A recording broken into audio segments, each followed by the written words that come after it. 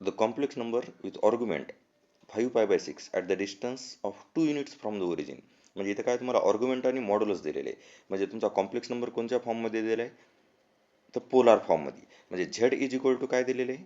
Here z equal to r cos theta plus r sin theta I. म्हणजे हा झाला तुमचा complex number in polar form. तर given theta is equal to किती दिलेले आहे? Here theta is equal to 5π/6 आणि r मॉड्युलस किती दिलेले 2 युनिट्स. म्हणजे आता फक्त व्हॅल्यू पुट करायच्या, कॅल्क्युलेशन करायचं. Here 2 cos 5π/6 plus 2 into sin 5π/6 into I. आता आपल्याला cos 5π/6 आणि sin π/6 ची व्हॅल्यू काढायची.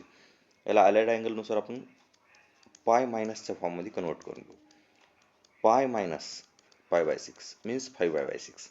या 5π/6 लाच काय लिहिलं? Pi minus π/6 plus 2 into sin पुन्हा सेम पाय मायनस π/6 आणि into I.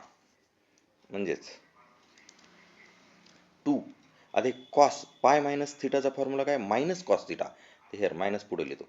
Minus cos π/6 plus 2 sine pi minus थिटाचा फॉर्म्युला काय? तर sine theta. That means sine π/6 into I. आता सिम्पली साइन π/6 आणि कॉस π/6 च्या व्हॅल्यू पुट करा. ते झालं तुमचा answer. -2 cos π/6 √3/2 plus 2 into 1/2 I, and then last answer it is -√3 plus I.